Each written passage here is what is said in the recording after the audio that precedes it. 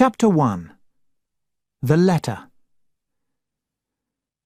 Mr. Hercule Poirot, you think you are very clever at solving mysteries that are too difficult for our poor, stupid British police. My name is Captain Arthur Hastings. My wife and I have a large farm in South America. But before I was married, I lived in London. There I helped my friend, the famous Belgian detective Hercule Poirot, solve many crimes. Poirot used to work with the police in Belgium, but he retired several years ago. Since retiring, though, he has become a very successful private detective. When the British police have a difficult crime which they cannot solve, they often ask Poirot to help them. In June 1935, I came back to Britain for 6 months on business, while my wife stayed in South America to manage the farm. I didn't know that during that time I was going to work with my old friend Poirot again. Most of this story is my own personal experience. Sometimes, though, I have included information about events when I was not present myself. But I believe I have described the thoughts and feelings of the other people in the story correctly.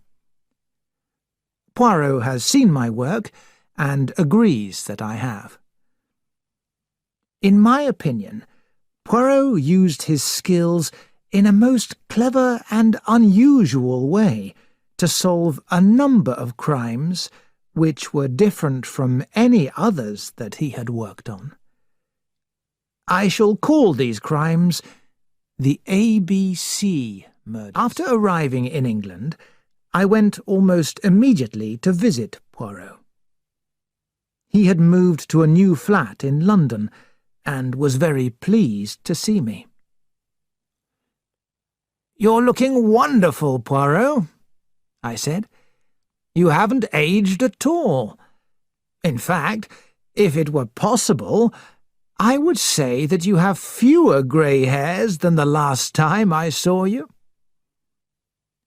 Poirot smiled. "And why is that not possible? It is quite true." "Do you mean your hair is turning from grey to black, instead of from black to grey?" I said in surprise. "That's very strange. It seems against nature." "As usual, Hastings," said Poirot, "you have a beautiful and unsuspicious mind. You have not changed over the years. You notice a strange fact and explain it in the same breath without noticing that you are doing so." Poirot walked into his bedroom and returned with a bottle in his hand. I looked at it, then I understood. It was a bottle of black hair colouring. "Poirot!" I cried. "You've coloured your hair!" "Ah, you begin to understand," said Poirot. "I suppose next time I come home I shall find you wearing a false moustache. Or are you wearing one now?" Poirot looked shocked. He has a large black moustache, which he is very proud of. "No, no, mon ami. A false moustache? Ah, how horrible!" He pulled his moustache to prove to me that it was real. "I have never seen a moustache like mine in the whole of London." That was a very good thing, I thought privately. But I didn't want to hurt Poirot's feelings, So instead, I changed the subject. "Are you still working?" I asked. "I know you actually retired years ago." "Yes, it is true," replied Poirot. "I tried to grow vegetables instead. But immediately a murder happened, and I had to forget about the vegetables. And since then, whenever I say that a case will be my last, it is not. Each time I say, this is the end. But then something else happens. But I must say, my friend, that I do not like retirement at all. If I do not use my brain, it will stop working." "I see," I said. "So you still use your brain sometimes?" "Exactly. But I choose my cases very carefully. You know, Hastings, in many ways, I think you bring me luck." "Really?" I said. "In what ways?" "As soon as I heard you were coming, I said to myself, something will happen. Hastings and I will hunt criminals again together, just like the old days. But if so, it must not be ordinary business. It must be something—" He waved his hands excitedly. "Something very fine and special." "Well," I said at last, smiling, "has this excellent crime happened yet?" "Pas encore. At least—" Poirot paused, and a look of worry came over his face. His voice sounded so strange that I looked at him in surprise. Suddenly, he crossed the room to a desk near the window. There were papers arranged carefully inside. He took one out, then passed it to me. "Tell me, mon ami," he said. "what do you think of this?" I took it from him with interest. It was a letter which had been typed on thick white notepaper. "Mr. Hercule Poirot, you think you are very clever at solving mysteries that are too difficult for our poor, stupid British police. Let us see, Mr. Clever Poirot, just how clever you can be. Perhaps you'll find this problem too difficult. Watch out for Andover on the 21st of the month. Yours, A.B.C." I looked at the envelope. The address was typed too.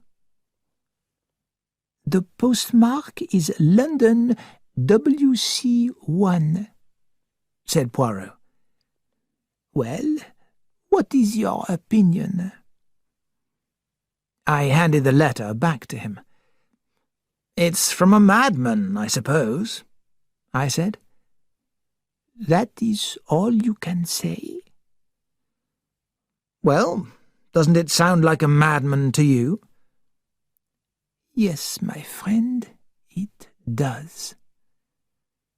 His voice was serious. I looked at him in surprise. "You're worried, Poirot." "A madman, mon ami, is a serious matter. A madman is a very dangerous thing." "Yes, of course, that's true. I hadn't thought about that.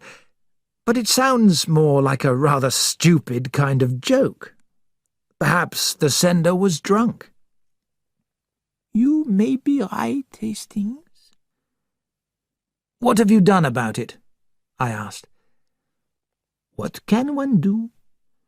I showed the letter to our good friend, Chief Inspector Japp. He thought the same as you, that it was a stupid joke. They get letters like these every day at Scotland Yard. I too have received them before, but there is something about that letter, Hastings, that I do not like. Poirot shook his head. Then he picked up the letter and put it in the desk.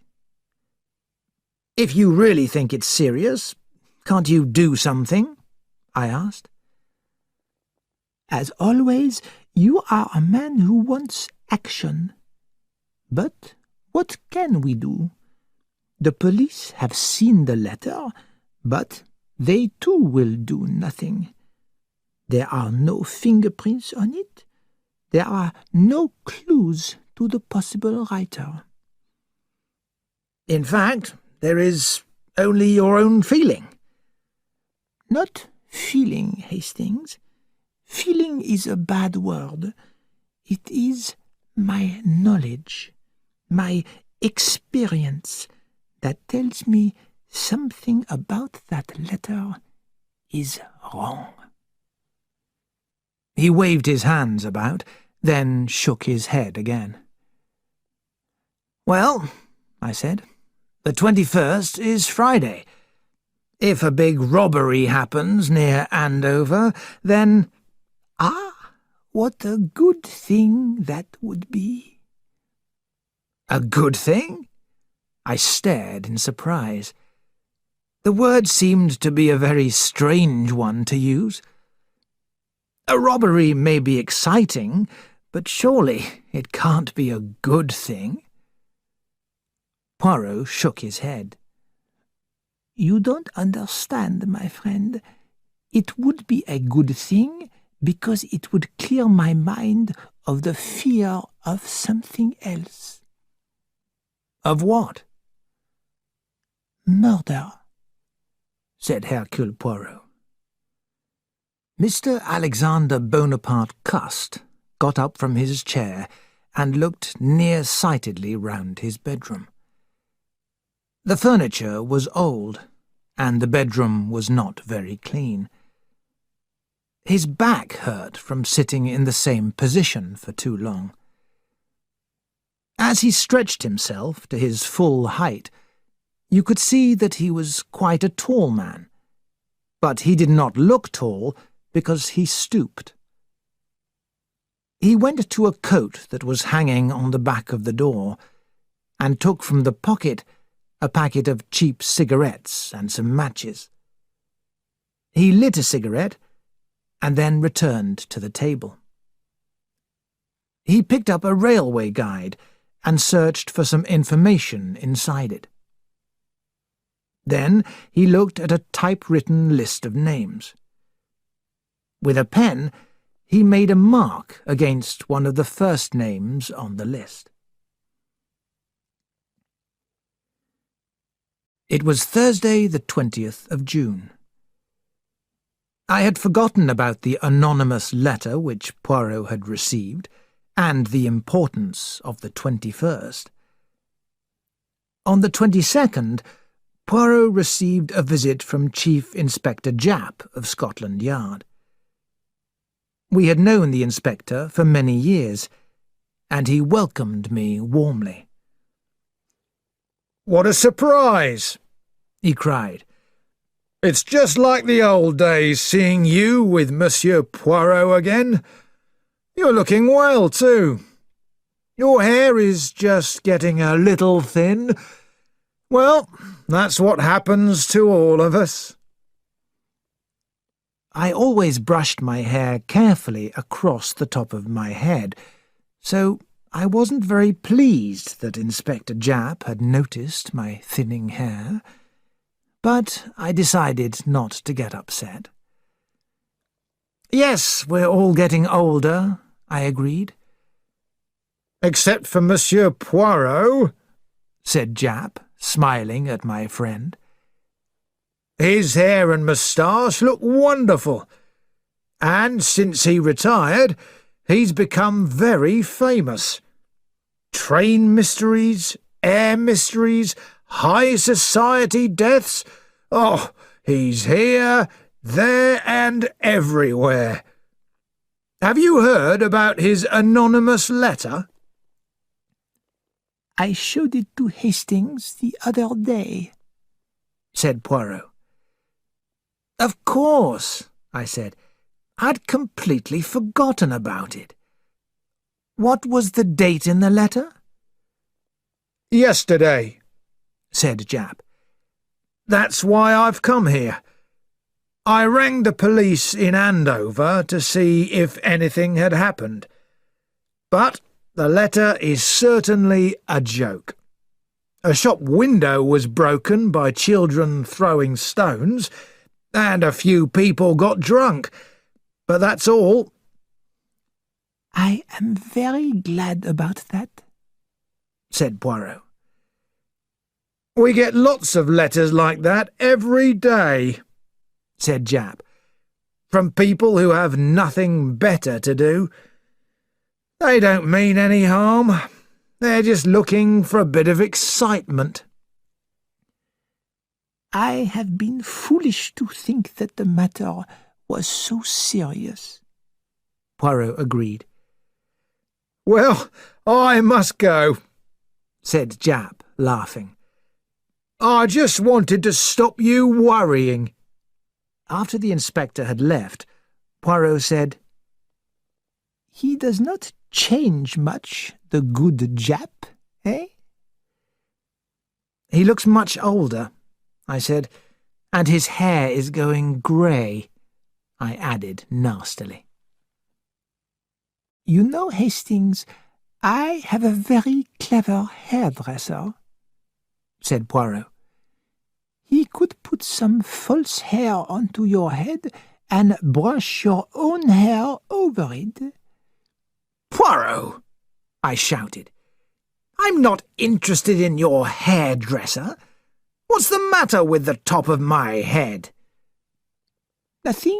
Nothing at all, said Poirot quickly. Well, I said, feeling a little calmer, I'm sorry that anonymous letter didn't lead to an interesting crime. Yes, I was wrong about that, said Poirot. I am too suspicious. The telephone rang, and Poirot got up to answer it. Allô? He said. Yes, it is Hercule Poirot speaking. He listened for a minute or two, and then I saw his face change. Mais oui? Yes, we will come naturally. It may be as you say. Yes, I will bring it. À tout à l'heure, then. He put down the phone and came across the room to me. That was Japp speaking, Hastings. He had just got back to Scotland Yard. There was a message from Andover. Andover? I cried excitedly. Poirot said slowly, An old woman has been found murdered. She had a little tobacco and newspaper shop. Her name is Asher. I think I felt a little disappointed. I had expected something very unusual. The murder of a shopkeeper didn't sound very interesting. Poirot continued in the same serious voice. The Andover police believe they know who did it. It seems that the woman's husband gets drunk and behaves badly. He has said several times that he would kill her. But the police would like to have another look at the anonymous letter I received. So I have said that you and I will go down to Andover at once. I felt a little more excited. Perhaps the murder of the old woman wasn't very interesting, but it was still a crime. It had been a long time since I had mixed with crime and criminals. I wasn't really listening to Poirot's next words, but later I remembered them very clearly. "This is the beginning," said Hercule Poirot. Chapter 2. A Visit to Andover. A strange feeling came over me as I looked down on that old face and thin grey hair. She looked so peaceful, so distanced from any violent event. We were met at Andover by Inspector Glenn, a tall, fair-haired man with a pleasant smile. He gave us the facts about the case. The crime was discovered by Police Constable Dover at 1 a.m. on the morning of the 22nd. He noticed that the door of the shop wasn't locked. He entered, and at first he thought that the place was empty. But when he shone a light over the counter, he saw the body of the old woman. When the police doctor arrived, it was found that the woman had been hit hard on the back of the head. The doctor said that she had probably died about 7 to 9 hours earlier. But we found a man who went in and bought some tobacco at 5:30, said Inspector Glenn. And a second man went in and found the shop empty at 5 minutes past 6. So that puts the time of death at between 5:30 and 6:05. We haven't been able to find anyone yet who saw Asher, the woman's husband, near the shop at the time. But he was in a pub at 9 o'clock and was very drunk. He's not a very pleasant kind of man. "He didn't live with his wife?" asked Poirot. No, they separated some years ago. Asher's German. He was a waiter at one time, but he started drinking. After that, nobody wanted to employ him. His wife worked as a cook housekeeper to an old lady. When the woman died, she left Mrs. Asher some money, and Mrs. Asher started this tobacco and newspaper business. Asher used to come round and cause problems for her, so she gave him a small amount of money every week to make him go away. "Had they any children?" asked Poirot. No, there's a niece. She's working as a maid near Overton. "And you say that this man Asher used to threaten his wife?" That's right. He was terrible when he was drunk, threatening to kill her. "Was anything missing from the shop?" asked Poirot. Nothing. No money was taken. No signs of robbery. "You think that this man Asher came into the shop drunk, started threatening his wife, and finally struck her down?" It seems the most likely solution, said the inspector. But I'd like to have another look at that letter you received.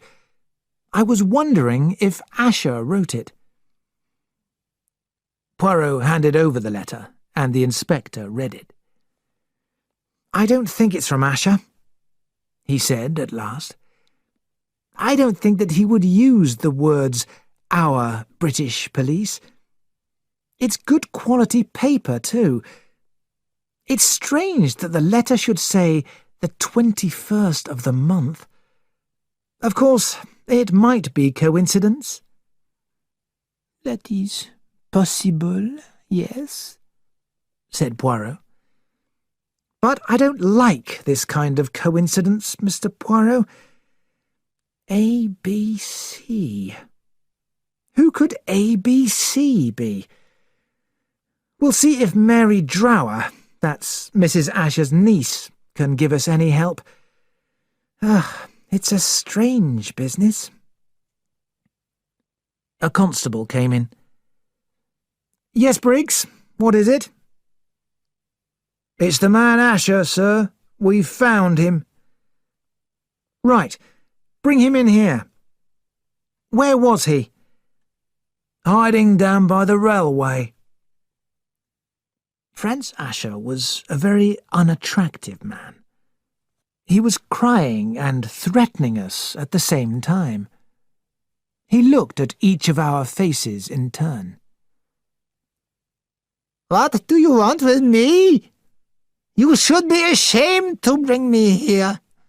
You are pigs. How dare you do this?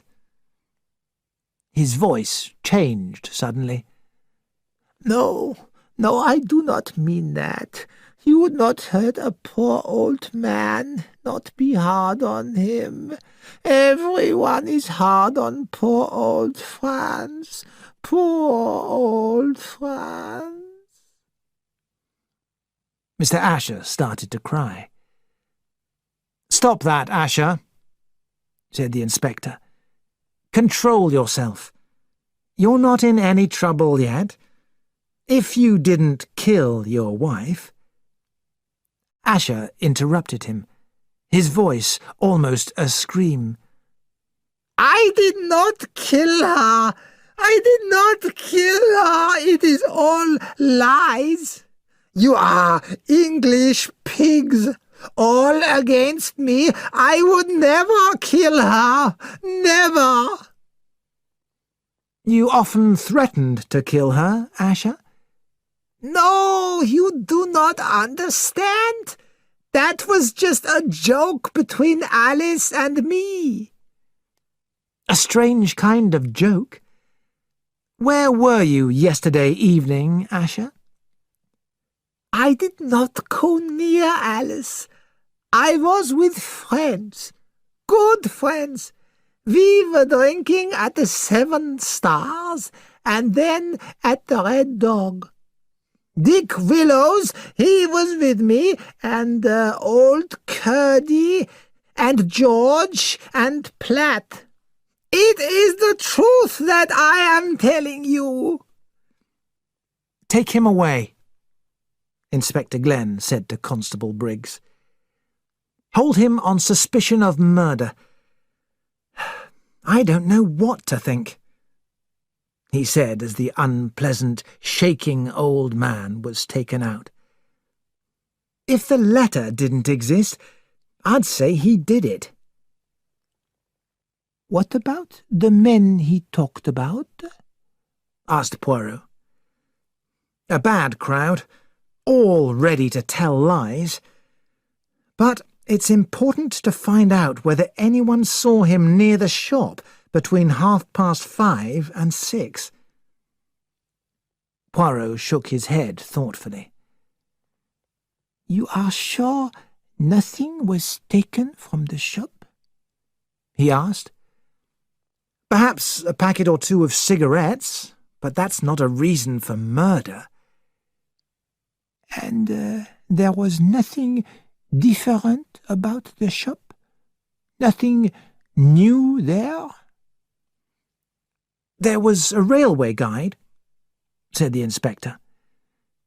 It was open and turned face down on the counter.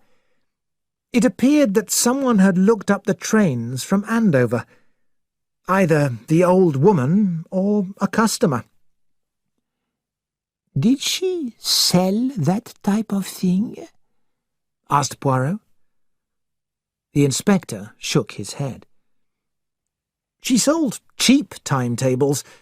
This was a big one, The kind of guide that only a big shop would sell. A light came into Poirot's eyes. He bent forward.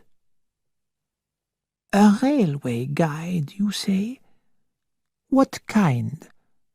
Was it an ABC? Yes, said the inspector. It was an ABC. Until that moment, I had not felt very interested in the case. The murder of an old woman in a small back-street shop was a very ordinary type of crime. I had thought that the date of the 21st in the anonymous letter was just a coincidence. Mrs. Asher, I felt sure, had been murdered by her husband. But now, when I heard about the railway guide, I felt a small shock of excitement. Surely this could not be a second coincidence. The ordinary crime was turning into something very unusual. We left the police station and went to the building where the body of the dead woman was being kept. A strange feeling came over me as I looked down on that old face and thin grey hair.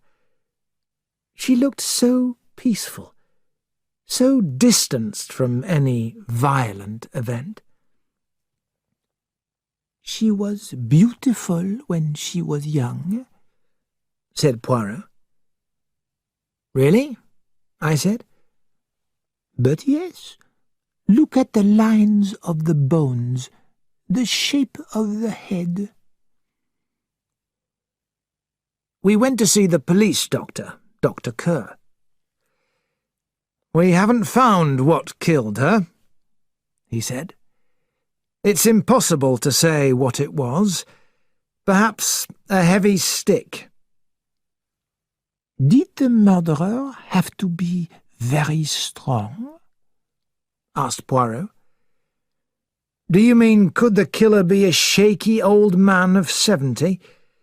Oh, yes, it's possible, if there was enough weight in the head of the stick. Then the murderer could be a man or a woman. The doctor looked surprised. A woman, eh? I hadn't thought of connecting a woman with this type of crime, but of course it's possible.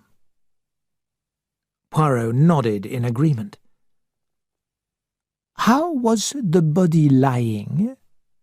He asked. In my opinion, Mrs. Asher was standing with her back to the counter. The murderer hit her on the back of the head, and she fell down behind the counter. So she couldn't be seen by anybody entering the shop. We thanked Dr. Kerr and left.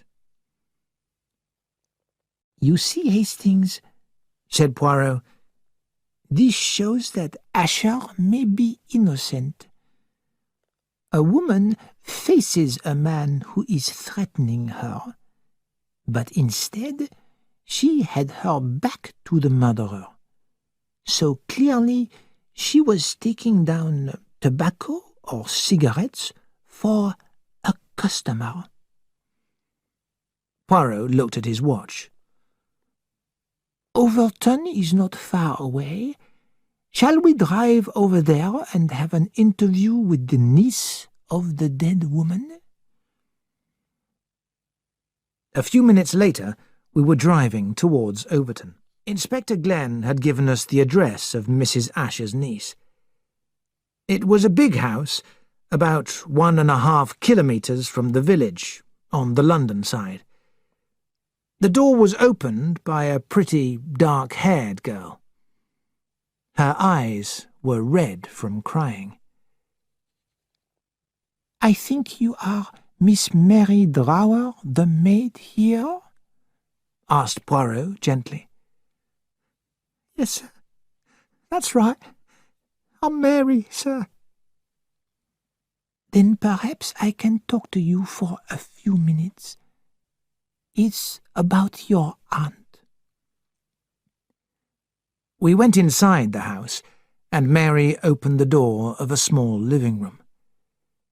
We entered, and Poirot sat down on a chair by the window. He looked up into the girl's face, studying it closely. You have heard of your aunt's death, of course? The girl nodded, tears filling her eyes again. This morning, sir, the police came here. Oh, it's terrible. Poor auntie. You are fond of your aunt, Mary? Said Poirot gently. Very, sir. She was always very good to me. I usually visited auntie on my free day. She had a lot of trouble with her husband. Tell me, Mary, did he threaten her? Oh, yes, sir. He used to say he would cut her throat and things like that. So you are not very surprised when you learned what had happened? Oh, but I was, Mary replied. You see, sir, I never thought that he meant it. And auntie wasn't afraid of him. He was afraid of her. Ah, said Poirot. So, supposing someone else killed her, have you any idea who that person could be?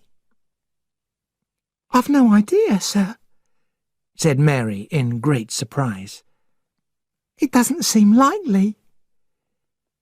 There was no one that your aunt was afraid of?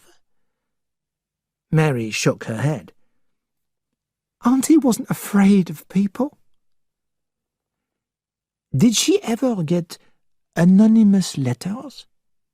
Letters that weren't signed, or were only signed with letters like A, B, C? Mary shook her head in surprise. Poirot got up. If I want you at any time, Mary, I will write to you here. Actually, sir, I'm going to leave this job. I don't like the country. I stayed here to be near my aunt. But now... Her eyes filled with tears again. There's no reason for me to stay, so I'll go back to London. When you do go to London, will you give me your address? Poirot handed her his card. Mary looked at the card in surprise. Then you're not a policeman, sir? I am a private detective. She stood there looking at him for some moments in silence. Is there anything strange happening, sir? Yes, my child, replied Poirot. There is something strange happening. Later, you may be able to help me. I'll do anything, sir. It isn't right, sir. Auntie being killed. It was a strange way to describe her aunt's death, but I felt full of pity. A few moments later, we were driving back to Andover. Chapter 3. Questions and Answers. Perhaps you even saw the murderer go into the shop. A tall, fair man with a beard, was he not? A Russian, I have heard. The murder had taken place on a street which was a turning off the main street. Mrs. Asher's shop was about halfway down it, on the right-hand side. A large crowd of people was standing outside the shop. A young constable was trying to make the crowd move away.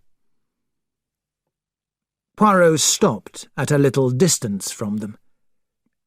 From there, we could see the sign over the shop door. Poirot repeated it softly. A. Asher.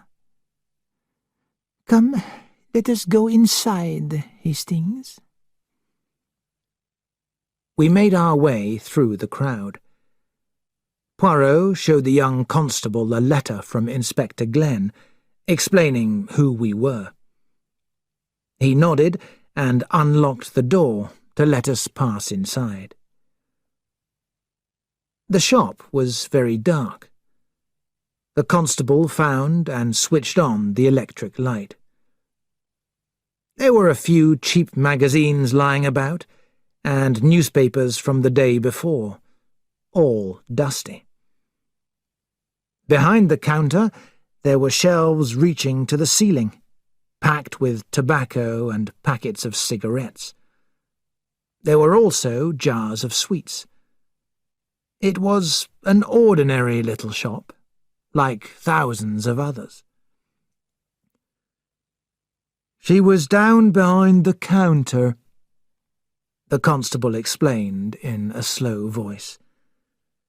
The doctor says she never knew what hit her. She was probably reaching up to one of the shelves. There was nothing in her hand?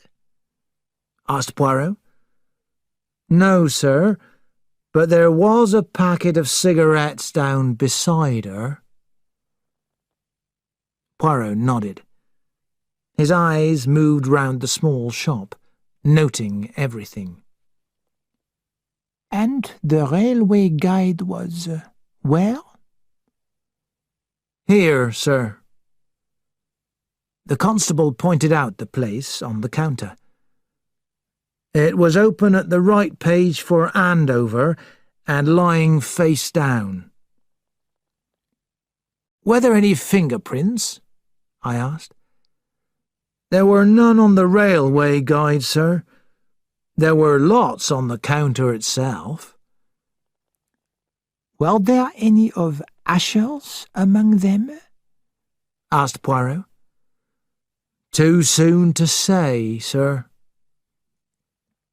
Poirot nodded again, then asked if the dead woman lived over the shop. Yes, sir. You go through that door at the back, sir.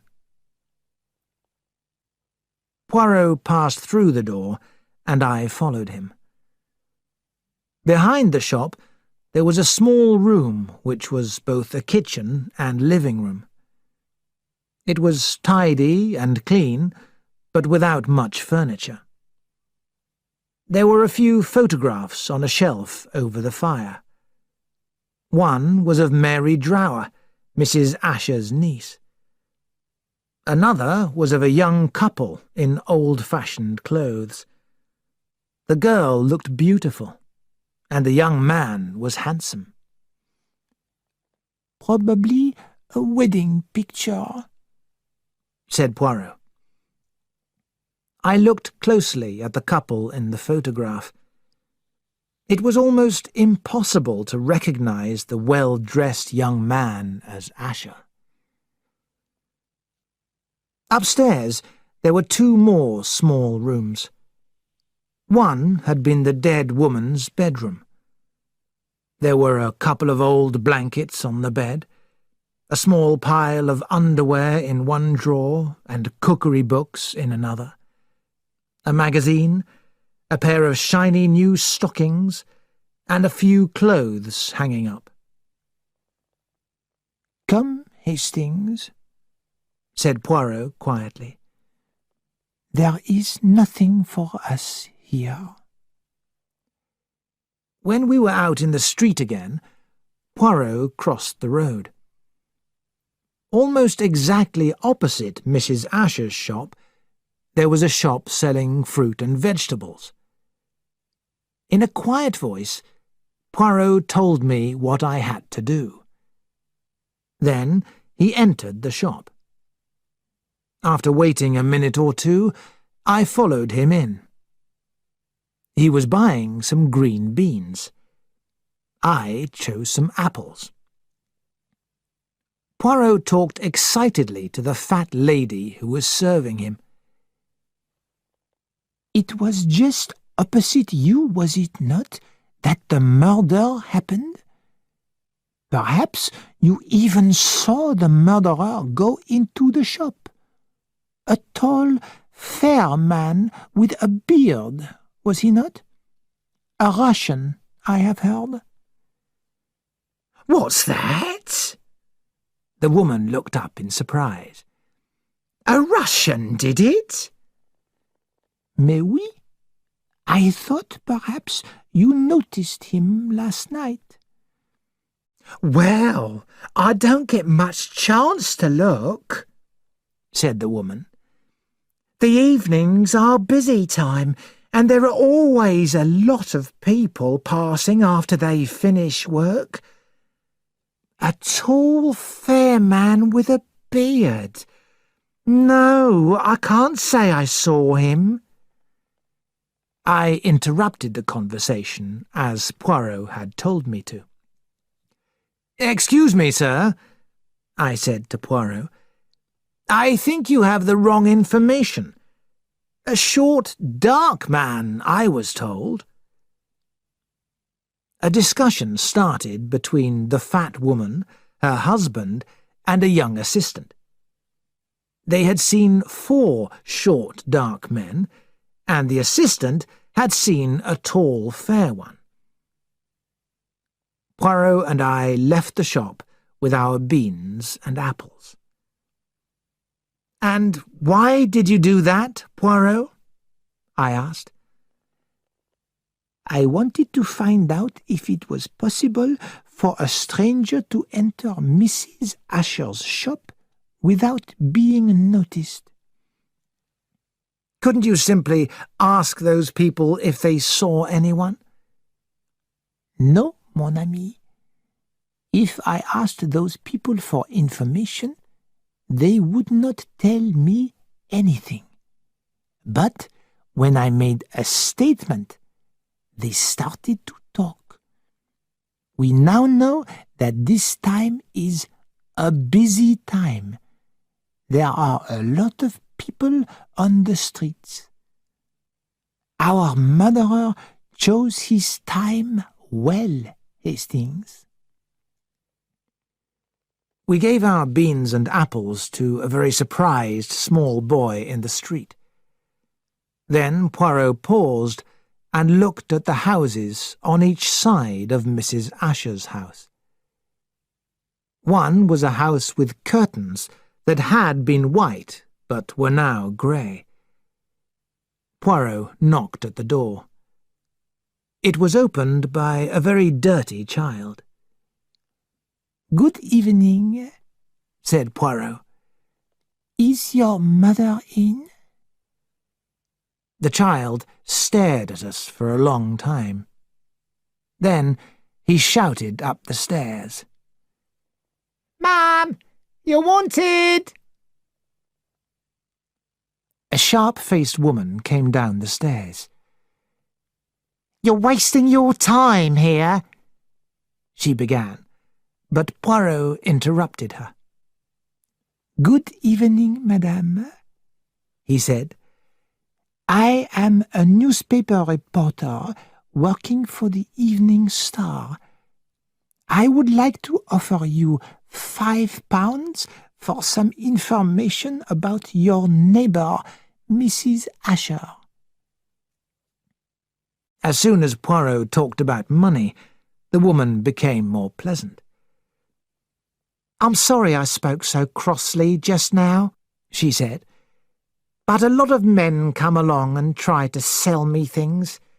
Cleaning products, stockings, bags and other silly things. They all seem to know my name, too, Mrs. Fowler.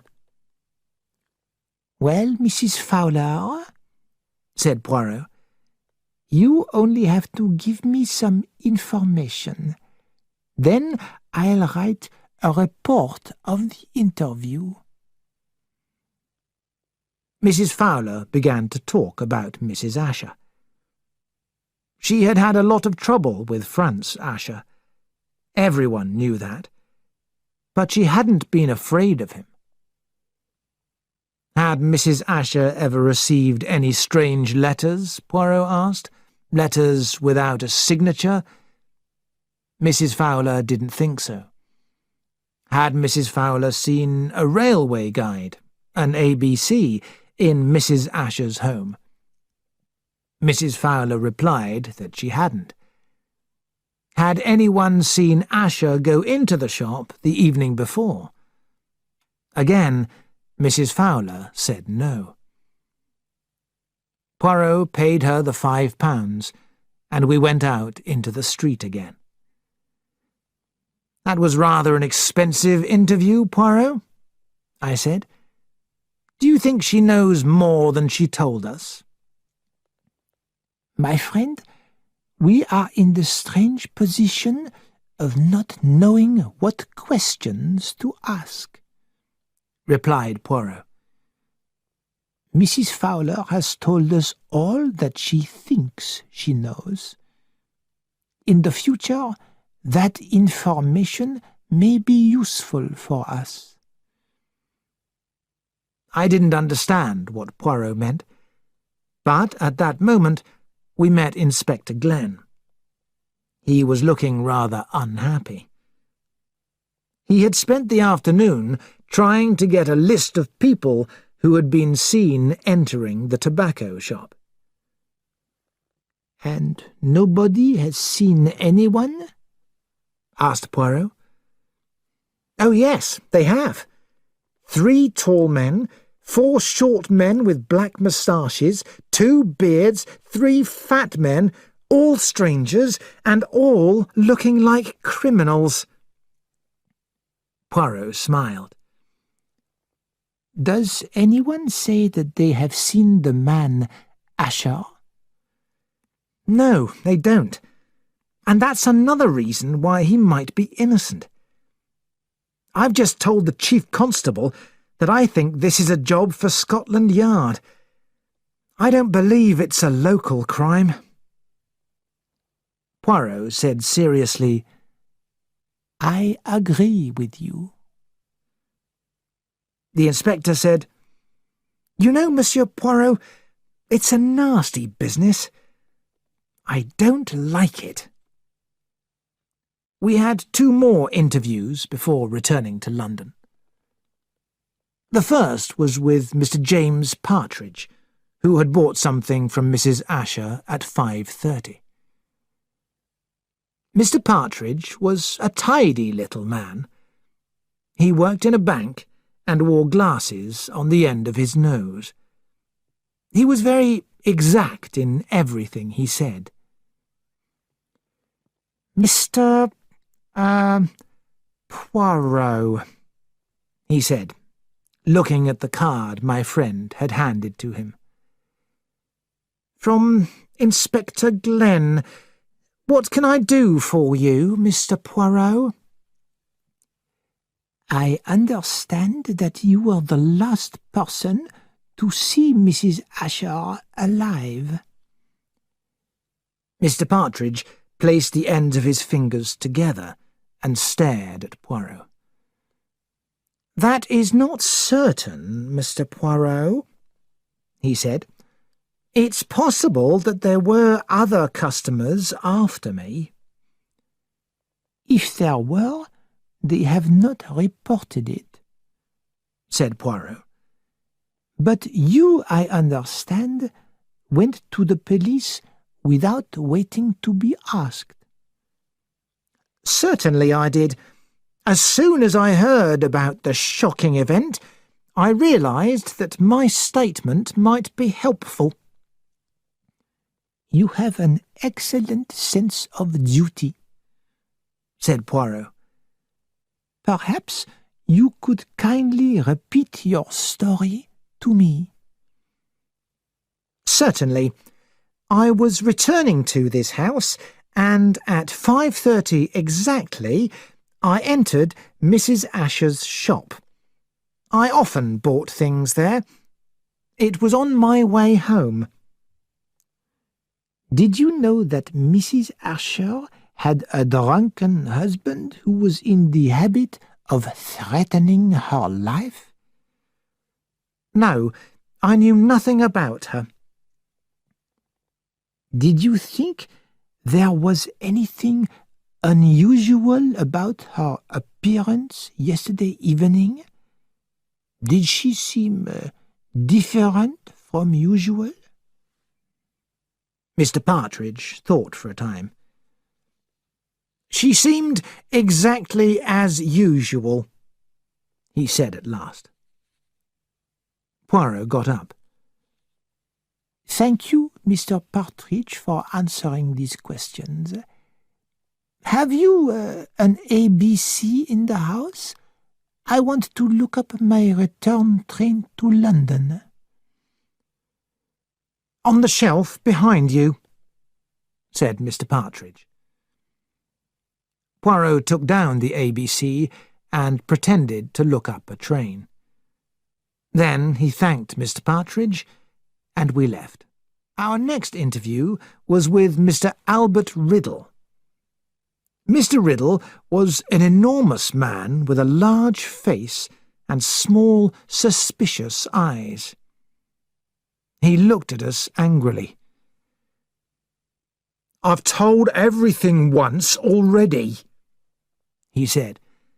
"I've told the police, and now I've got to tell it again to 2 foreigners." Poirot gave me a quick, amused look, and then said, "I am sorry, but it is a case of murder. One has to be very, very careful. You did not, I think, go to the police?" "Why should I? It wasn't my business. I've got my work to do." "People saw you going into the shop and gave your name to the police. But the police had to come to you first. Were they happy with your information?" "Why shouldn't they be?" said Mr. Riddle angrily. "Everyone knows who killed the old woman, that husband of hers." "But he was not in the street that evening, and you were." "You're trying to say that I did it, are you? Well, you won't succeed. What reason did I have to do a thing like that?" He got up from his chair in a threatening way. "Calm yourself, monsieur," said Poirot. "I only want you to tell me about your visit.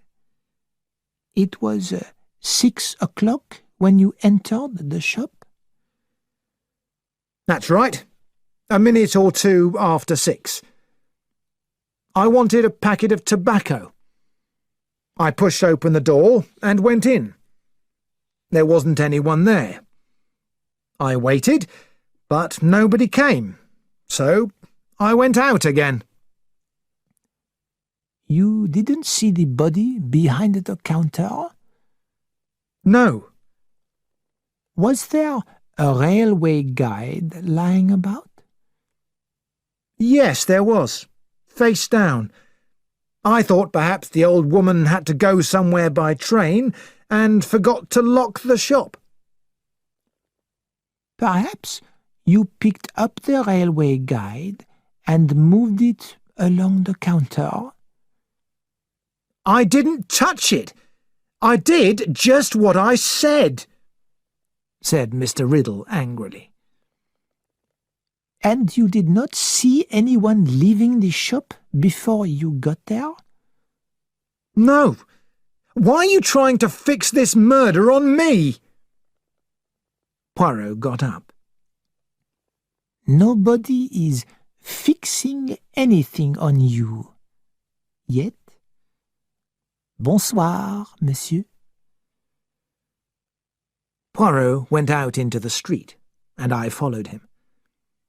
He looked at his watch. If we are quick, my friend, we might catch the 7:02 train to London. Chapter 4. The Second Letter. Poirot turned to me with a worried face. Madness, Hastings, is a terrible thing. I am afraid. I am very much afraid. We were seated in the fast train to London. The train had just left Andover. "Well?" I asked Poirot in a hopeful voice. The murderer, said Poirot, is a man of normal height with red hair. He has a problem with his right foot, and he has a small mark on the skin just below his left shoulder. "Poirot!" I cried in surprise. "How did my clever friend know so much about the murderer?" Then I looked at him again. He had an amused look on his face. "Poirot," I said again, but this time I was disappointed. Mon ami, what do you want? You are expecting me to be like Sherlock Holmes. But this is the truth. I do not know what the murderer looks like, where he lives, or how he can be found. "It's a pity that he didn't leave a clue," I said. Well, my friend, there is the railway guide. The ABC, that is a clue. "Do you think he left it by mistake?" Of course not.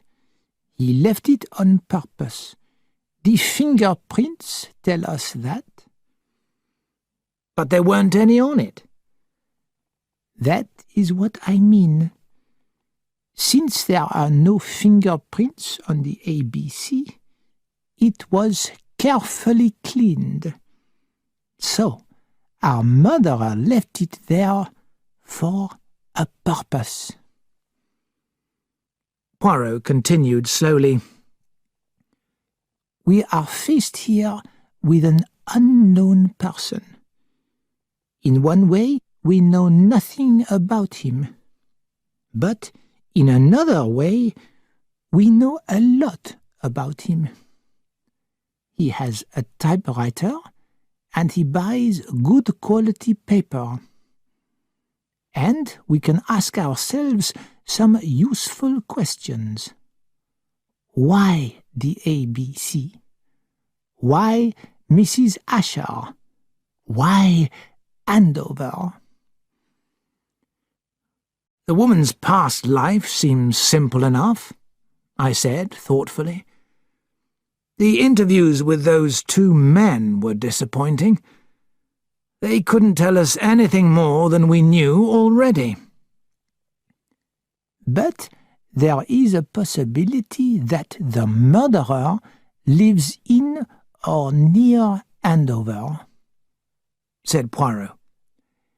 And these two men were in the shop when the murder took place.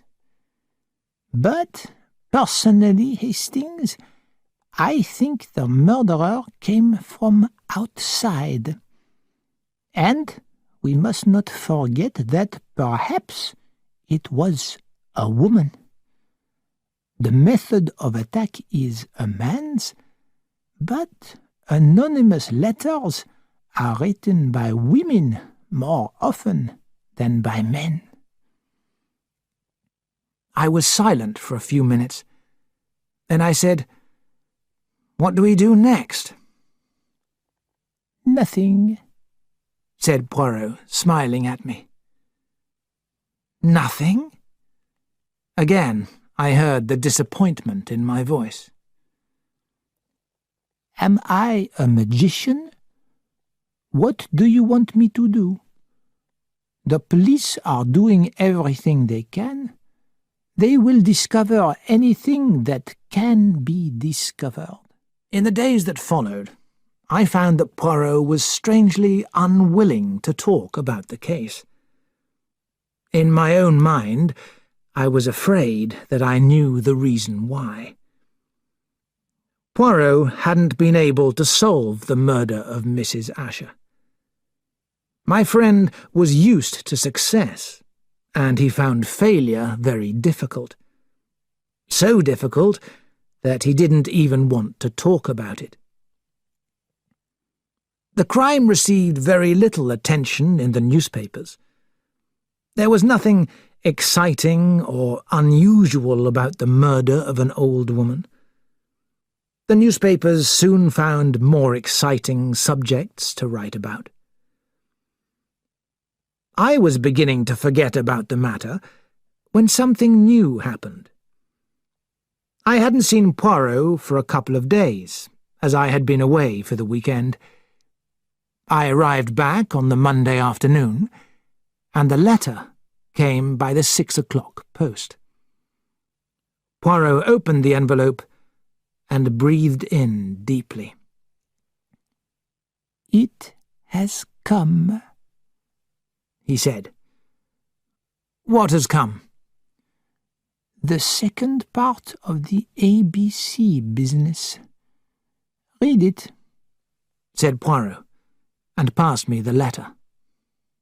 As before, it was typed on good quality paper. "Dear Mr. Poirot, well, I won the first part of the game, I think.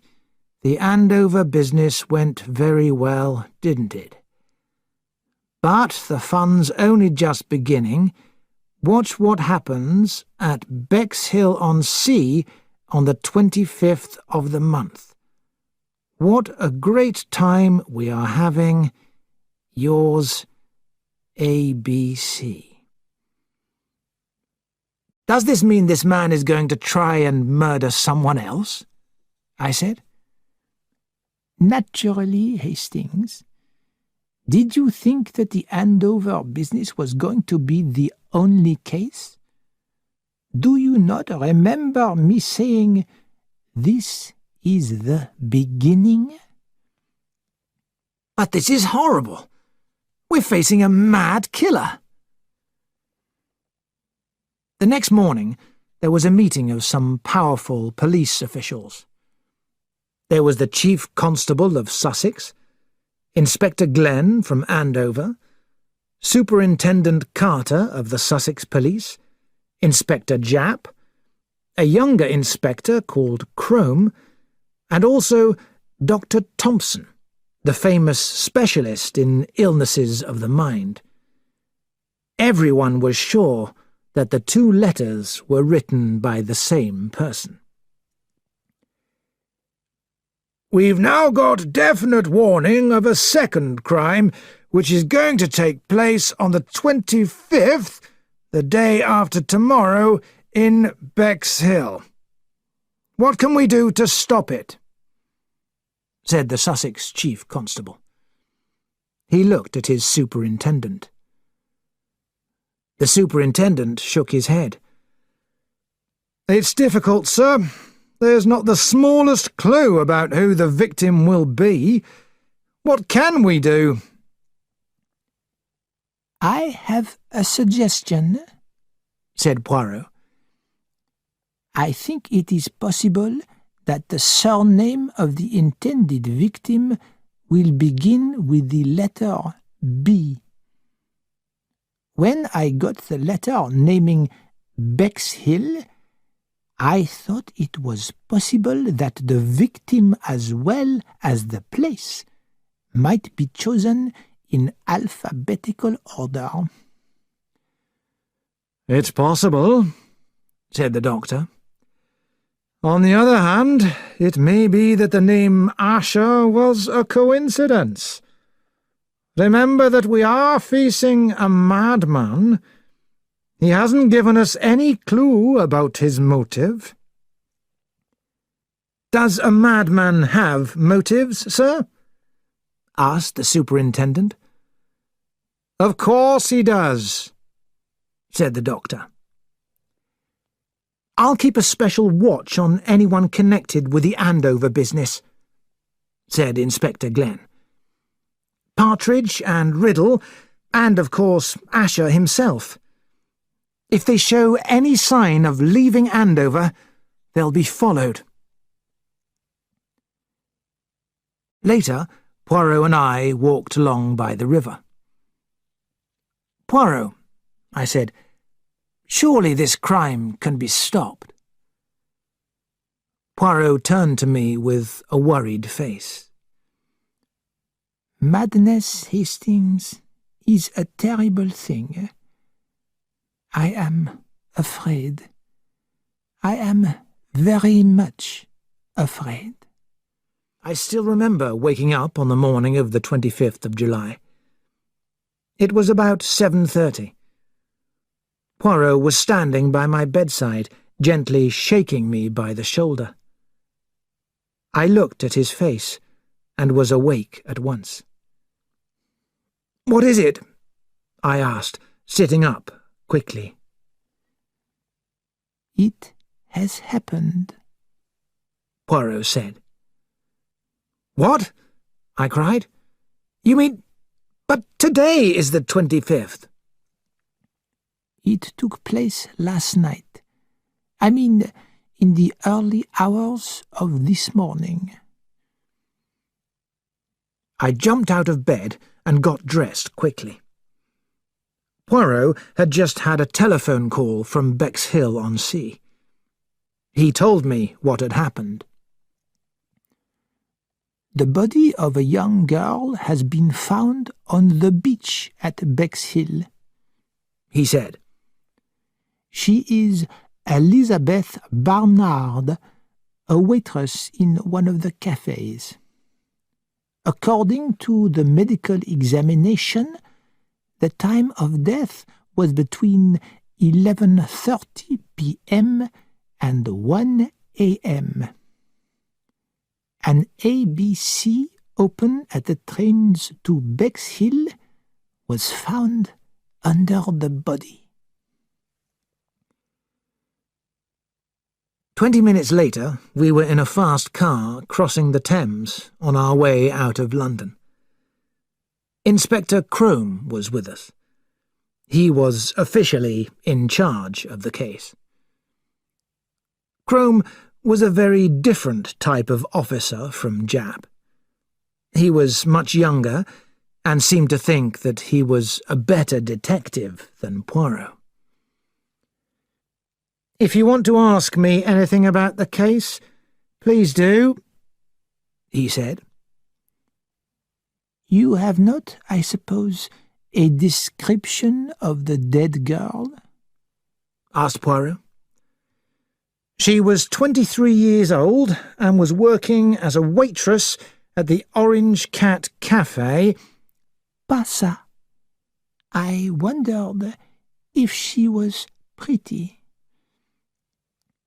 "I have no information about that," said Inspector Crome rather coldly.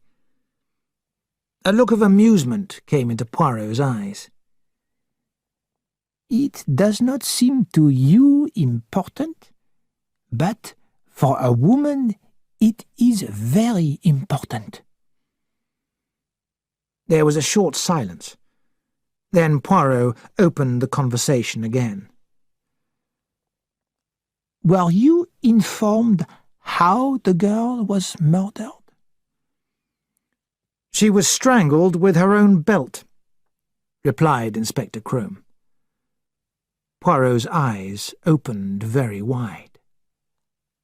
"Ah," he said. "At last we have a piece of information that is very definite. That tells one something, does it not?" At Bexhill we were greeted by Superintendent Carter.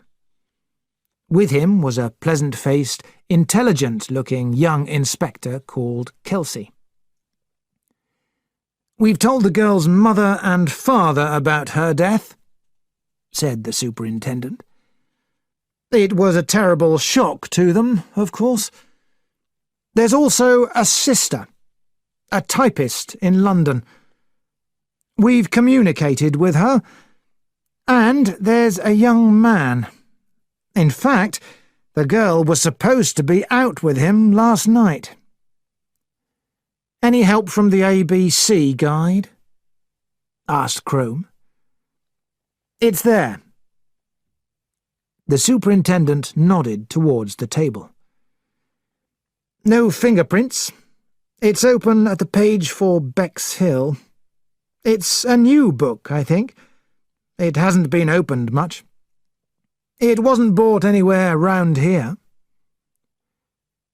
"Who discovered the body, sir?"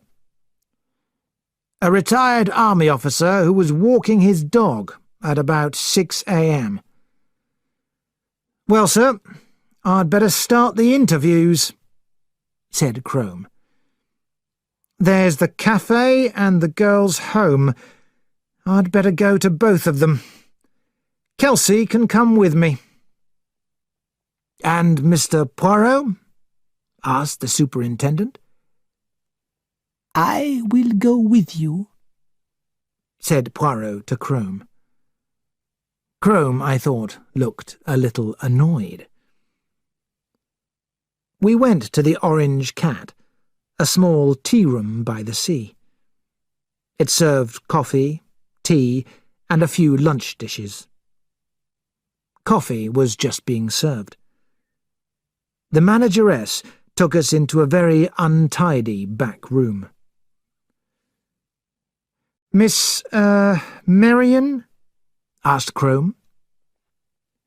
"That is my name," said the manageress in a high voice. "This is a very upsetting business, most upsetting."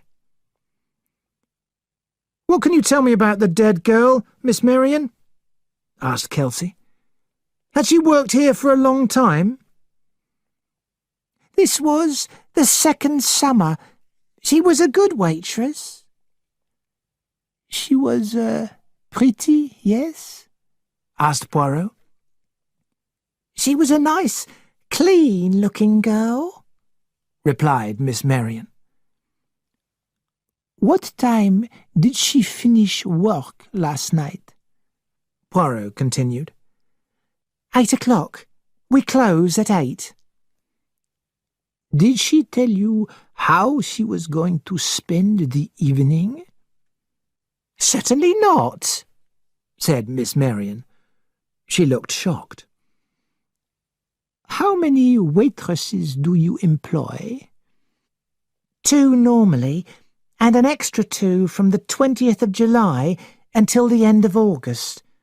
Miss Barnard was one of the regular waitresses." "What about the other one?" "Miss Higley. She's a very nice young lady." "Perhaps we had better ask her some questions." "I'll send her to you," said Miss Marion. "Please be as quick as possible. This is the busiest time for morning coffees." Miss Marion left the room. A few minutes later, a rather fat girl with dark hair and a pink face came in. "Miss Higley," asked the inspector, "you knew Elizabeth Barnard?" "Oh, yes, I knew Betty. Isn't it awful? Betty. Betty Barnard. Murdered." "You knew the dead girl well?" asked Crome. "Well, she's worked here longer than I have. I only came this March. She was here last year. She was rather quiet. She didn't joke or laugh a lot." We learned that Betty Barnard had had a good-looking, well-dressed friend who worked in an office near the station. Miss Higley didn't know his name, but she had seen him, and she thought Miss Barnard had planned to meet him the night before. We talked to the other two girls in the cafe, but no one had noticed her in Bexhill during the evening. Chapter 5. A Broken Family. Betty was just a happy girl with a nice boyfriend. Why should anyone want to murder her? It doesn't make sense. Elizabeth Barnard's parents lived in a small, newly built house on the edge of the town. Mr. Barnard was waiting in the doorway for us. Inspector Kelsey introduced himself, then he introduced us. "This is Inspector Crome of Scotland Yard, sir," he said. "Scotland Yard?" said Mr. Barnard, hopefully. "That's good. This murderer has got to be caught. My poor little girl." "And this is Mr. Hercule Poirot, also from London, and, Captain Hastings," said Poirot. We went into the living room. Mrs. Barnard was there. Her eyes were red, and she was clearly suffering from shock. "It's too cruel. Oh, it is too cruel," she said in a tearful voice. "It's very painful for you, madam, I know," said Inspector Crome. "But we want to know all the facts so we can get to work as quickly as possible. Your daughter was 23, I understand. She lived here with you and worked at the Orange Cat Cafe. Is that right?" "That's it," said Mr. Barnard. "This is a new house, isn't it? Where did you live before?" "I worked in London. I retired 2 years ago. We always wanted to live near the sea." "You have 2 daughters?" "Yes. My older daughter works in an office in London." "Weren't you worried when your daughter didn't come home last night?" "We didn't know she hadn't," said Mrs. Barnard in a tearful voice. "Dad and I always go to bed at 9 o'clock. We never knew Betty hadn't come home until the police officer came and said... and said..." She started to cry. "We heard that your daughter was going to be married." "Yes. His name is Donald Fraser, and I like him," said Mrs. Barnard. "I like him very much. This news will be terrible for him." "Did he meet your daughter most evenings after her work?" "Not every evening. Once or twice a week." "Do you know if she was going to meet him yesterday?" "She didn't say. Betty never said much about where she was going or what she was doing. But she was a good girl, Betty was." "We've got to find out what happened," said Mr. Barnard. "Betty was just a happy girl with a nice boyfriend. Why should anyone want to murder her? It doesn't make sense." "You're right, Mr. Barnard," said Crome. "I tell you what I'd like to do. Have a look at Miss Barnard's room. There may be letters or a diary."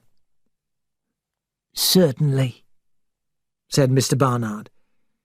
He got up and led the way upstairs.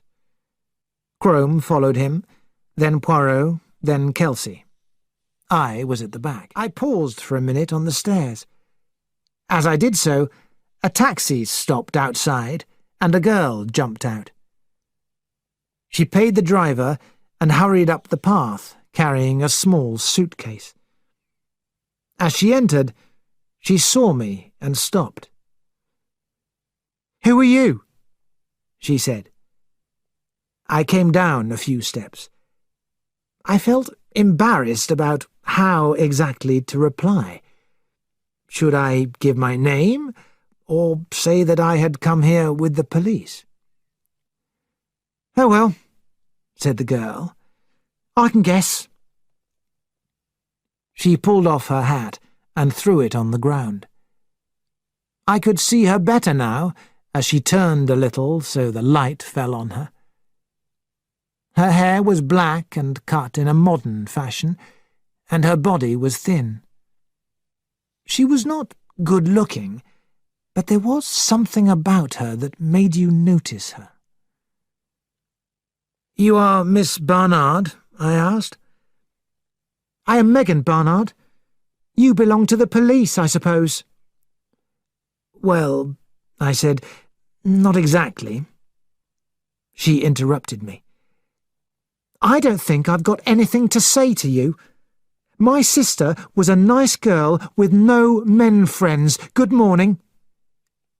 "I'm not a reporter, if that's what you think," I said. "Well, what are you?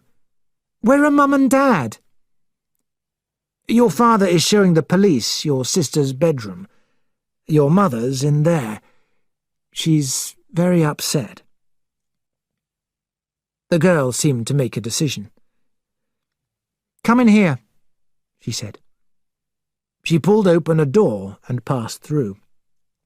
I followed her and found myself in a small, tidy kitchen.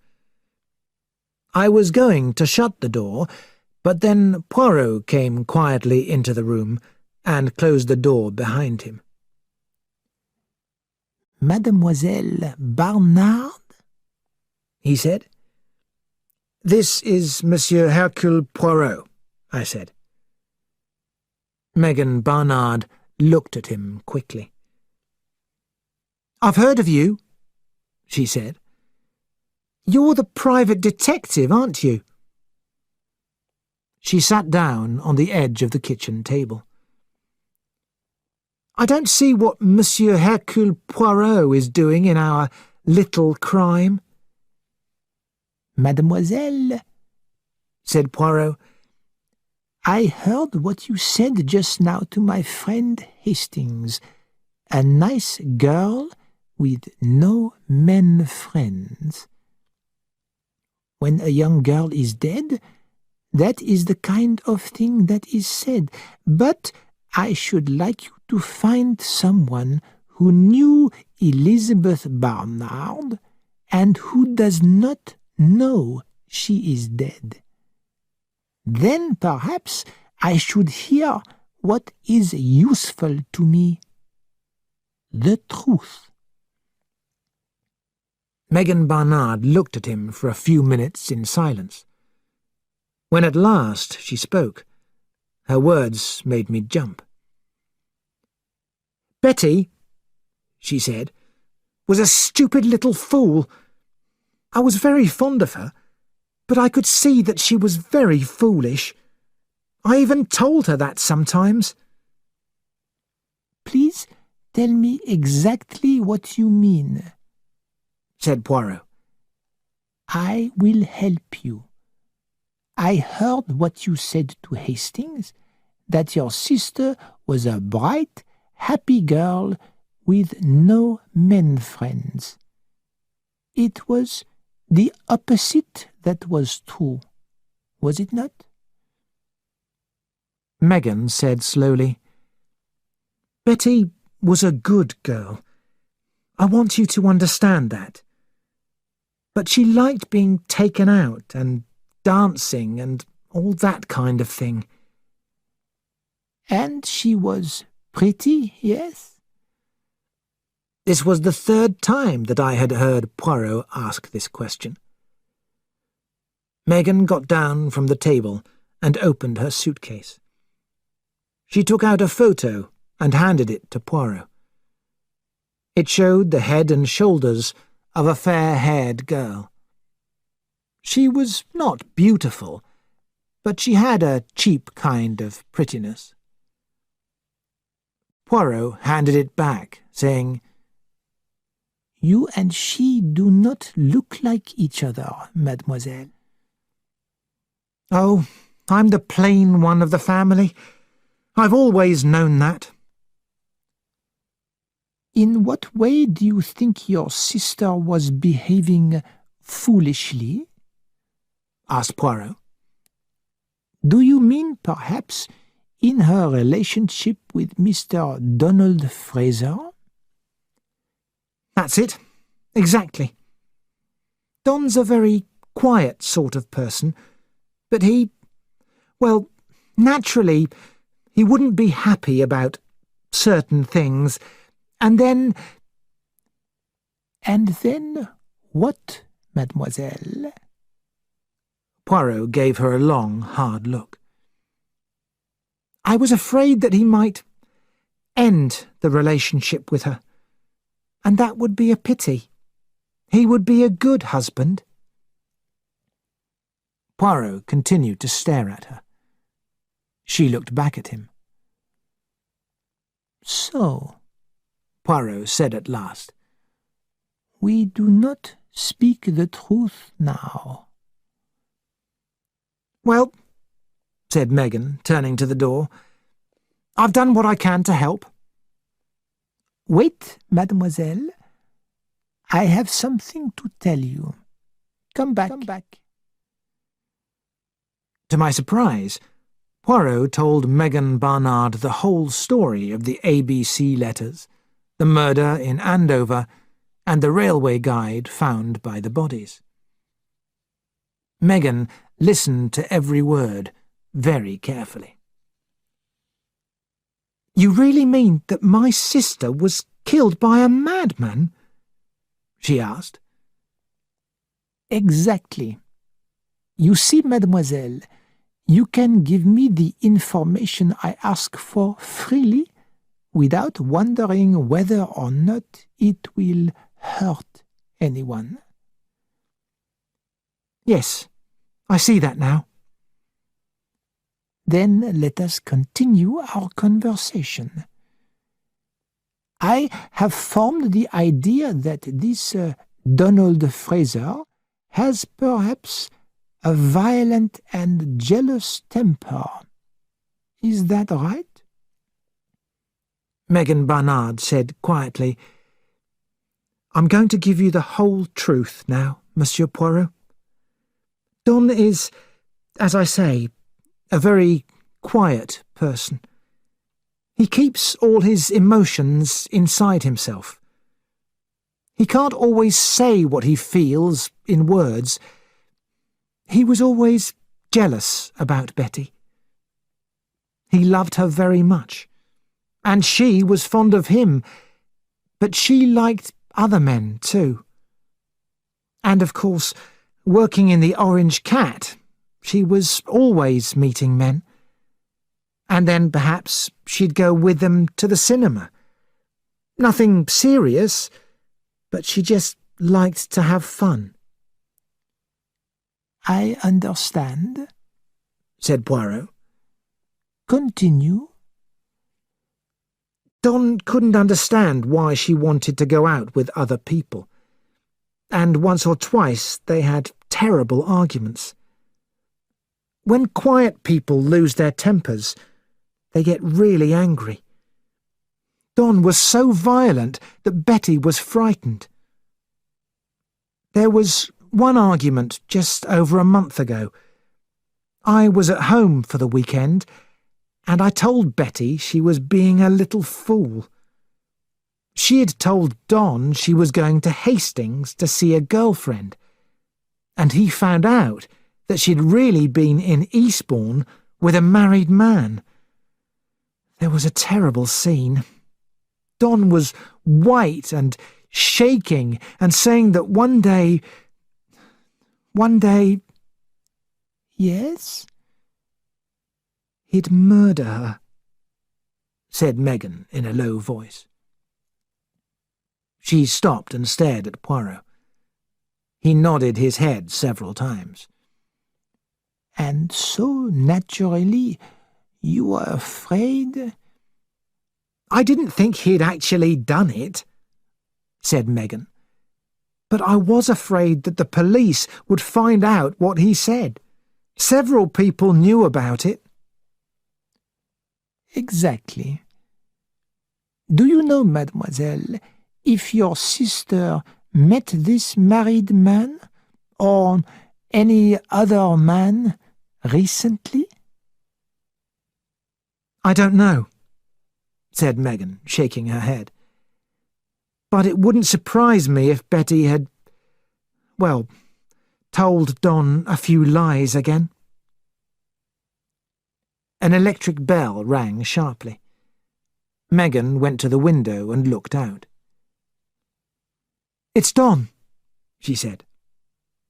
"Bring him in here," said Poirot quickly. "I would like to have a word with him before the inspector does." Megan Barnard went quickly out of the kitchen. A couple of seconds later, she came back leading Donald Fraser by the hand. I felt sorry for the young man. His white face showed how great a shock he had had. He was a fine-looking young man, with a pleasant face and red hair. "What's this, Megan?" he said. "Tell me, please.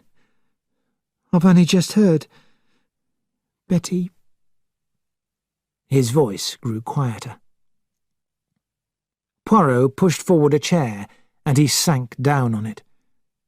Poirot gave him a drink. He sat up straighter and turned to Megan. "It's true, I suppose," he said quietly. "Betty is dead? Killed?" "It's true, Don. I've just come down from London. Dad phoned me. The police are upstairs now, looking through Betty's things, I suppose." Poirot moved forward a little and asked a question. "Did Miss Barnard tell you where she was going last night?" "She told me she was going with a girlfriend to St. Leonard's," replied Fraser. "Did you believe her?" asked Poirot. "What do you mean?" Suddenly Fraser's face looked angry. "Betty Barnard was killed by a madman," said Poirot. "You can only help us to catch him by speaking the exact truth." Donald Fraser turned to Megan. Then he looked suspiciously at Poirot. "Who are you? You don't belong to the police." "I am better than the police," said Poirot simply. "Well," Donald Fraser said at last, I began to wonder. I was ashamed of myself for being so suspicious, but I was suspicious. I went to St. Leonard's. I got there by 8 o'clock. Then I watched the buses to see if she was in them. But there was no sign of her. I was sure she was with a man. I went to Hastings. I looked in hotels and restaurants and cinemas. It was very foolish. So, in the end, I came back. It was about midnight when I got home. The kitchen door opened. "Oh, there you are," said Inspector Kelsey. Inspector Crome pushed past him. He looked quickly at the two strangers. "Miss Megan Barnard and Mr. Donald Fraser," said Poirot, introducing them. "This is Inspector Crome from London." Turning to the inspector, he said, "While you were upstairs, I was talking to Miss Barnard and Mr. Fraser to see if they could tell me anything which would help us." "Oh, yes," said Inspector Crome, not really listening to Poirot. Poirot went out into the hall, and I followed him. "Have you had any new ideas about the crimes?" I asked him. "Only that the murderer is a surprisingly kind sort of person," said Poirot. I had no idea what Poirot meant, but I did not say anything. Chapter 6. The Third Letter. "This murder is worse because it's mad." "No, Hastings, it is not worse. It is only more difficult." After the Bexhill murder, we had many more meetings with the police. There was a lot of discussion about whether the general public should be told about the anonymous letters. "If we don't give this madman the satisfaction of telling everyone about him, what's he likely to do?" asked Inspector Crome. "He'll murder someone else," said Dr. Thompson at once. "And if we put everything in the newspapers, then what will he do?" "Same answer. The result's the same. Another crime." "But it seems to me," said Poirot, "that there is one very important clue, the discovery of the motive. He chooses his victims alphabetically, not because he hates them personally. But why is he murdering these people? He is a very kind murderer. The police didn't arrest Franz Asher for the murder of his wife and Donald Fraser for the murder of Betty Barnard because ABC wrote those warning letters." I remember well the arrival of ABC's third letter. It was a Friday. The evening post came at about 10 o'clock. When we heard the postman's step, I went along to the letterbox. There were 4 or 5 letters, I remember. The last one was addressed in printed letters. I opened it quickly and took out the printed piece of paper inside.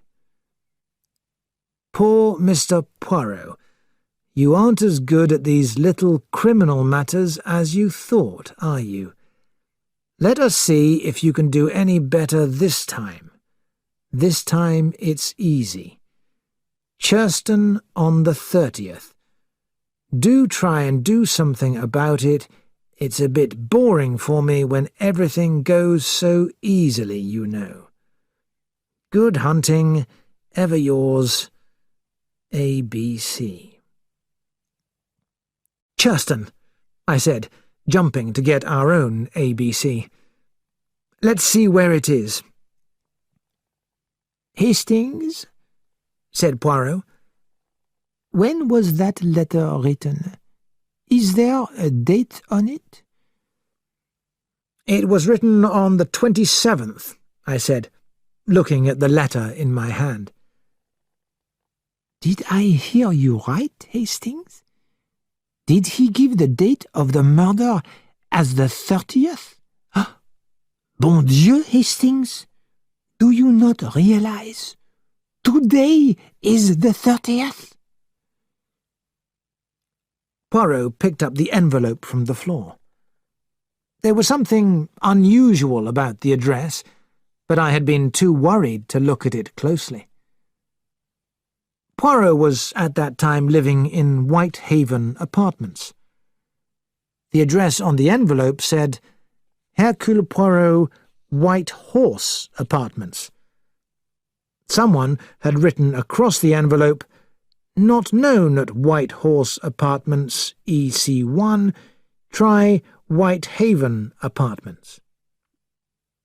So the letter had been sent to the wrong address 3 days before. "Quickly," said Poirot. "We must get in touch with Scotland Yard." He telephoned Crome and told him about the letter. Crome then put down the phone to book a ticket to Churston. "It is too late," said Poirot. He looked at the clock. "It's 10:20. There is only another hour and 40 minutes. I opened the railway guide I had taken down from the shelf. Churston, Devon, I read. 327.6 kilometres from Paddington, population 656. It's a small place. Surely our man would be noticed there. "But another person will be dead," said Poirot. "What time are the trains? I imagine that a train will be quicker than a car." "There's a midnight train from Paddington. It gets to Churston at 7:15. "We will take that, Hastings." I put a few things into a suitcase, while Poirot again rang up Scotland Yard. A few minutes later, he came into the bedroom and explained that we had to take the letter and envelope to Paddington with us. Someone from Scotland Yard would meet us there. When we arrived on the platform, we saw Inspector Crome. "We don't have any news yet," he said. "All persons whose names begin with C are being warned by phone, if possible. Where's the letter?" Poirot gave it to him, and he examined it. "You don't think," I suggested, "that he put the wrong address on purpose?" "No," said Crome, shaking his head. "The man's got his rules, crazy rules, and he keeps to them. He gives us warning." The inspector we found was travelling by the same train. Just as the train was leaving the station, we saw a man running down the platform. He reached the inspector's window and called up something. Poirot and I hurried down the train. "You have news, yes?" asked Poirot. Crome said quietly, "It's very bad. Sir Carmichael Clark has been found murdered." Sir Carmichael Clark was quite famous. He had been a throat specialist, but had retired. He was rich and owned one of the best-known collections of Chinese art. He was married, but had no children, and lived in a house he had built for himself near the Devon coast. "Eh bien," said Poirot, "the whole country will look for ABC." "Unfortunately," I said, "that's what he wants." "True, but he may become careless." "How strange all this is, Poirot," I said. "Do you know, this is the first crime of this kind that you and I have worked on together. All our murders have been, well, private murders. This murder is worse because it's mad." "No, Hastings, it is not worse. It is only more difficult. It should be easier to discover because it is mad. This alphabetical business, If I could understand the idea, then everything would be clear and simple. These crimes must not continue. Soon I must see the truth. Go, Hastings, get some sleep. There will be a lot to do tomorrow. Churston is near the town of Torquay. Until about 10 years ago, there was only countryside around it. But recently, small houses and new roads had appeared. Sir Carmichael Clark had bought land with an open view of the sea and built a house. It was modern and not large, but quite attractive.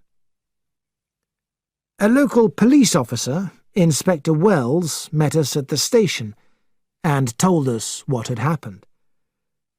Sir Carmichael Clark, it seemed, had been in the habit of taking a walk after dinner every evening. But at some time after 11, he had still not returned. It was not long before his body was discovered. He had been hit on the back of the head with something heavy. An open ABC had been placed face down on the dead body. We arrived at Combside, Sir Carmichael's house, at about 8 o'clock. The door was opened by a manservant. His hands were shaking, and he looked very upset. "Good morning, Deverell," said the police officer. "These are the gentlemen from London." "This way, gentlemen," said Deverell. He showed us into a long dining room where breakfast was laid. "I'll get Mr. Franklin." A minute later, a big, fair-haired man with a sunburnt face entered the room. This was Franklin Clark, the dead man's only brother. Inspector Wells introduced us to him. Franklin Clark shook hands with each of us in turn.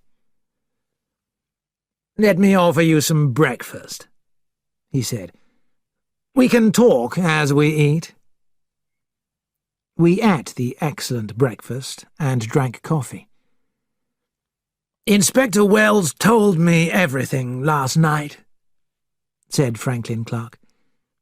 "Is it really right, Inspector Crome, that my poor brother is the victim of a mad killer, that this is the third murder, and that in each case an ABC railway guide has been left beside the body?" "That's right, Mr. Clark." "But why? What possible advantage can there be for the murderer?" "It won't help us if we look for motives now, Mr. Clark," said Inspector Crome. "We need a few facts. Your brother was the same as usual yesterday? He received no unexpected letter, nothing to upset him?" "No, he was quite as usual." "Not upset or worried in any way?" "Excuse me, Inspector, I didn't say that. It was normal for my poor brother to be upset and worried. You may not know that his wife, Lady Clark, is in very bad health. She is suffering from a terrible illness and will not live for long. My brother is very worried about her. I returned from the East not long ago, and I was shocked at the change in him." "Imagine, Mr. Clark, that you found your brother shot with a gun beside him. What would you think?" asked Poirot. "I would think that he killed himself," said Clark. "But he didn't kill himself," said Crome. "Now, I believe, Mr. Clark, that it was your brother's habit to go for a walk every evening?" Quite right. He always did. I suppose a stranger would be easily noticed around here? No. In August, many tourists come here in cars and buses, and on foot, unfortunately. You've no idea how beautiful and peaceful this part of the world is in June and at the beginning of July. Did any stranger come to the house and ask for Sir Carmichael yesterday? Not that I know of, but we'll ask Deverell. He rang the bell and put the question to the manservant. No, sir.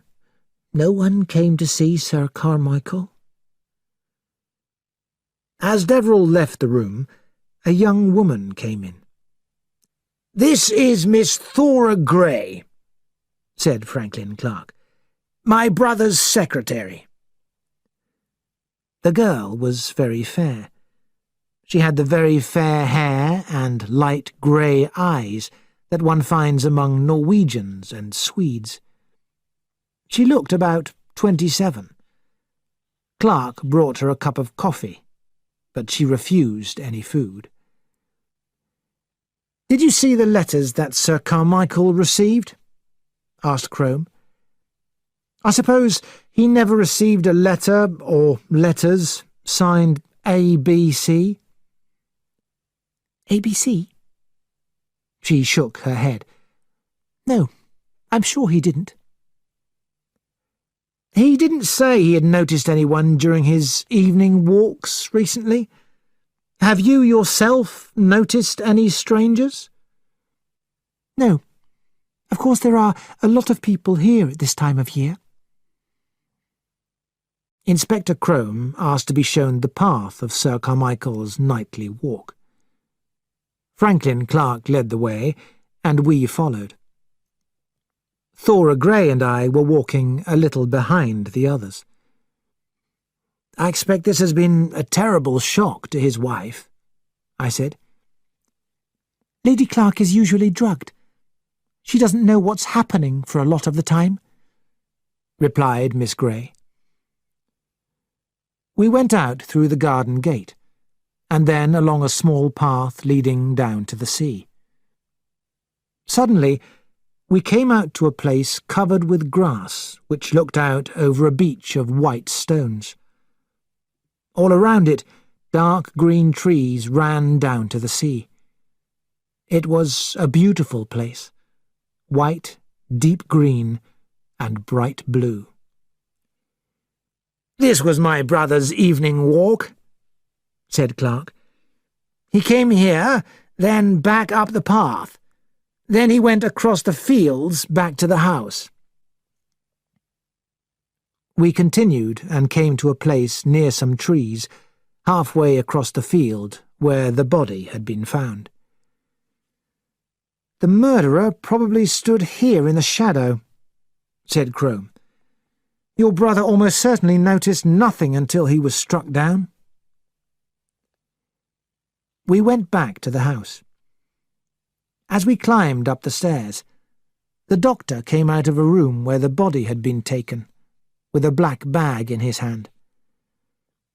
"It's a very simple case," he said. "He didn't suffer. Death happened immediately. I'll just go and see Lady Clark." A hospital nurse came out of another room, and the doctor joined her. We went to look at Sir Carmichael's body, and came out again quickly. Miss Grey was standing at the head of the stairs. She looked upset. "Miss Grey," I stopped. "Is anything the matter?" "I was thinking," she said, about the next murder. Something must be done. It has to be stopped." Clark came out of a room behind me. "What has to be stopped, Thora?" "These awful murders." "Yes, I want to talk to Monsieur Poirot sometime. Is Crome any good?" I replied that he was supposed to be a very clever officer. "He has the look of a man who knows everything," said Clark. "But what does he know? Nothing. I've got a plan, but we'll talk about that later." He knocked at the door where the doctor had entered. Miss Grey was still staring in front of her. "What are you thinking, Miss Grey?" I asked. "I'm wondering where he is now. The murderer, I mean." She went downstairs. I stood there thinking about her words. ABC. Where was he now?